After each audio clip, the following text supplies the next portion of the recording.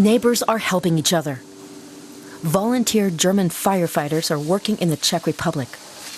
They've come over the border from Saxony to help Křensko, a community hit hard by the week's flooding.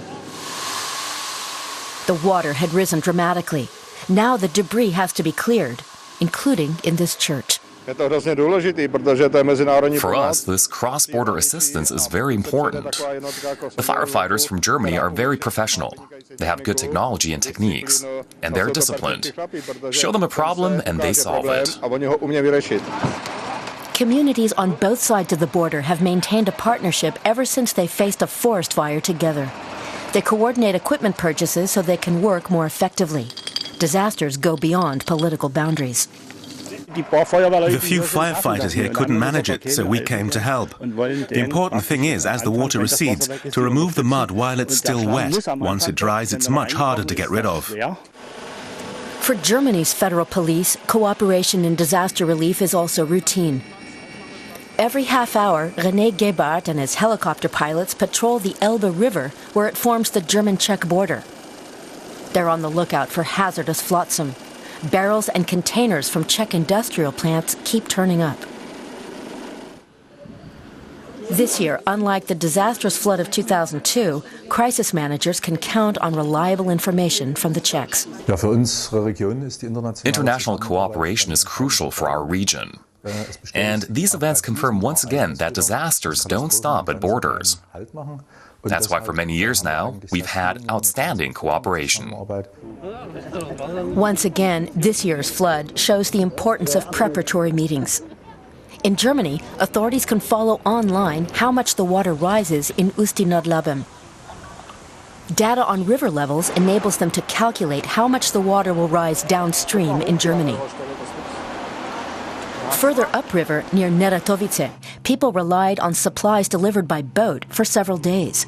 Jiří Krys and his colleagues have brought food to people who don't want to leave their homes, even though they know that can have fatal consequences.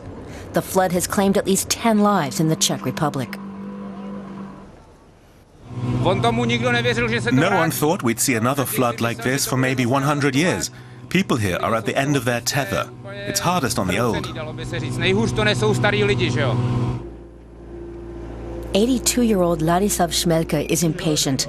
He hasn't been home for a whole week. But the floods have spared his house in central Bohemia. He was afraid it would be swamped or swept away.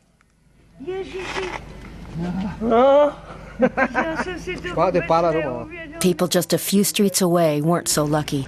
Pavel Knorr takes us to his house by the boat. The water is still far higher than normal here. He can't even start cleaning up yet. I just have to accept it. The worst part is that it was already underwater once 11 years ago. Back then, the level was even a meter higher, just under the windows. We had to tear the house down and rebuild it. And now the water is back again. František Strupel has already started cleaning up, but he has a second problem. He has cancer, and his health insurance refuses to pay for radiation treatment. Now he has to rebuild his house in Libiš. Fortunately, he has some help.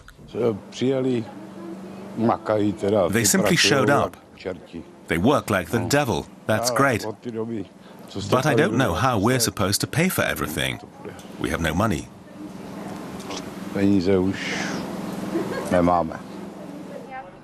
At the welfare office today, František's wife asked how much assistance she and her husband will receive.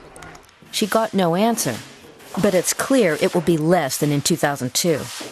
She did get an immediate payment of €200, but that's all for now. It won't be enough, not for us and not for anybody else in this region. We're practically starting all over after all. It's simply not enough, especially not if your husband is ill like mine. Then you simply have no chance. In the old town of the capital, Prague, there's been no damage. Here, the Czech Republic was prepared. It set up portable protective walls that held. But throughout the Czech Republic, the water has caused an estimated €1 billion in damage. That figure represents the fates of thousands. Wherever our camera team went, we did see people laughing as they cleaned up.